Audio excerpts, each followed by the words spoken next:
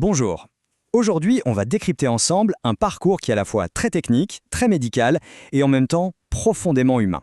Je parle bien sûr du parcours d'assistance médicale à la procréation, l'AMP, et pour ça, on va s'appuyer sur une thèse passionnante de l'Université de Lille qui s'est justement demandé comment on pouvait rendre cette expérience beaucoup plus personnalisée. Et attention, on ne parle pas du tout d'un sujet de niche. Regardez ce chiffre, 1 sur 6. D'après l'Organisation mondiale de la santé, c'est la proportion de personnes touchées par l'infertilité dans le monde. C'est énorme. C'est vraiment un défi humain qui est très largement répandu. Et forcément, derrière ce chiffre, le poids émotionnel est immense. Il y a cette phrase qui le résume assez bien. L'incapacité à avoir des enfants est considérée comme un échec personnel et une tragédie dans le monde entier. C'est fort, hein? Ça montre bien tout l'enjeu humain qu'il y a derrière ce parcours médical. Alors, commençons par le commencement. Notre première partie s'intitule « Une lutte croissante et silencieuse ». On va voir ensemble la définition et les causes de l'infertilité.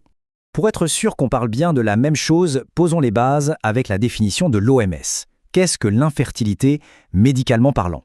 Eh bien, c'est l'impossibilité d'obtenir une grossesse après au moins 12 mois de rapports sexuels réguliers et non protégés. Ce seuil de 12 mois, c'est vraiment le cadre de référence pour les médecins. Alors, d'où ça vient? Il y a une idée reçue tenace qui voudrait que l'infertilité soit surtout une affaire de femmes. Eh bien, pas du tout. En réalité, c'est une question partagée. Regardez, les causes sont féminines dans 30% des cas, masculines dans 30% des cas aussi, et pour les 40% restants, eh bien soit les causes sont mixtes, soit on ne sait pas, elles restent inexpliquées. Et concrètement, de quoi parle-t-on? Bon, du côté féminin, on peut avoir des troubles de l'ovulation, comme le fameux SOPK, le syndrome des ovaires polykystiques, ou encore de l'endométriose. Du côté masculin, les problèmes sont souvent liés aux spermatozoïdes. Il peut y en avoir pas assez, ils peuvent ne pas être assez mobiles ou avoir une forme un peu anormale. Mais il n'y a pas que les causes médicales. Notre mode de vie moderne joue un rôle de plus en plus important. On fait des enfants plus tard. L'âge moyen pour un premier enfant en France, c'est 31 ans aujourd'hui. Il y a aussi tous les facteurs environnementaux, les fameux perturbateurs endocriniens, notre alimentation, le stress. Et puis il y a ce chiffre qui est assez fou. La concentration en spermatozoïdes a chuté de plus de 50% en 40 ans. C'est juste énorme. Heureusement, face à cette situation, la médecine offre des solutions, un véritable espoir. C'est notre deuxième partie, l'espoir de la procréation assistée. On va voir ce qui a été développé pour aider à surmonter l'infertilité. Alors, l'AMP, l'assistance médicale à la procréation, qu'est-ce que c'est exactement? En fait, c'est un terme qui regroupe toutes les techniques médicales où on va manipuler les ovules ou les spermatozoïdes pour, disons, donner un coup de pouce à la nature et faciliter une grossesse. L'objectif, il est simple, contourner les obstacles qui empêchent la conception. Et la question qui se pose, c'est qui peut y avoir accès en France? Eh bien, depuis la loi de bioéthique de 2021, les choses ont pas mal évolué. L'accès est maintenant ouvert aux couples hétérosexuels, bien sûr, mais aussi aux couples de femmes et aux femmes seules. Ce qui compte avant tout, c'est le projet parental. Ok, maintenant on va rentrer dans le concret. On passe au cœur de la clinique de fertilité. On va regarder ensemble ce qui se passe vraiment pendant les procédures les plus courantes. La technique la plus courante et la plus simple, c'est l'insémination intra-utérine ou IUU. Alors, comment ça marche? C'est un processus en 4 grandes étapes. Premièrement, on stimule les ovaires avec des hormones pour obtenir 1 ou 2, parfois 3 beaux follicules. Deuxièmement, une injection va déclencher l'ovulation à un moment très précis. En parallèle au labo, on prépare le sperme pour ne garder que les spermatozoïdes les plus mobiles, les plus costauds si on veut.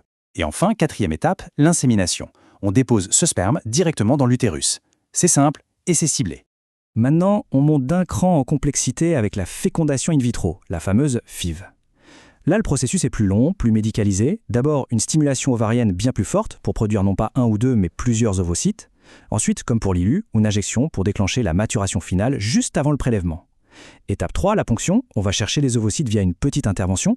Après ça, tout se passe au laboratoire. On met en contact ovocytes et spermatozoïdes. C'est la fécondation in vitro, hors du corps. Et si tout se passe bien et qu'on obtient un ou plusieurs embryons, la dernière étape, c'est le transfert d'un embryon dans l'utérus.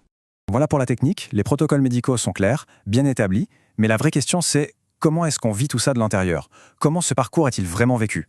Et c'est justement le cœur de notre 3e partie, l'expérience humaine oubliée. On va s'intéresser maintenant à cette dimension qui est si souvent mise de côté, le côté émotionnel, le côté psychologique de ce voyage. Pour commencer, regardez cette liste d'acronymes. Ça donne le tournis, non? AMP, FIV, ICSI, TEC.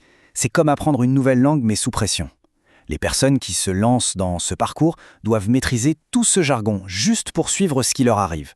C'est une charge mentale énorme et ça, c'est dès le tout début.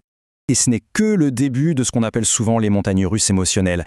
Imaginez un peu, c'est un cycle sans fin d'attente, pleine d'anxiété, puis d'un espoir immense, qui peut être suivi d'une déception tout aussi profonde. Toute la vie, personnelle et de couple, se retrouve dictée par un calendrier médical. Forcément, ça isole. Et bien souvent, les besoins psychologiques, ils passent au second plan, derrière l'objectif médical. Et c'est précisément pour répondre à ça que la thèse qu'on explore aujourd'hui propose une nouvelle voie, un nouvel axe, la prise en charge personnalisée. L'idée, c'est un vrai changement de paradigme, une approche beaucoup plus centrée sur la personne. Le concept clé, c'est ce qu'on appelle la patient centricity, ou la centralité du patient. L'idée, c'est d'arrêter de ne voir que le protocole médical. C'est d'adapter le traitement en prenant tout en compte. Oui, les facteurs médicaux, mais aussi l'histoire de la personne, son âge, ses préférences personnelles et surtout ses besoins émotionnels. Concrètement, ça peut vouloir dire proposer un soutien psychologique dès le début ou tout simplement essayer d'adapter les horaires des rendez-vous à la vie pro. Des choses qui semblent simples mais qui changent tout.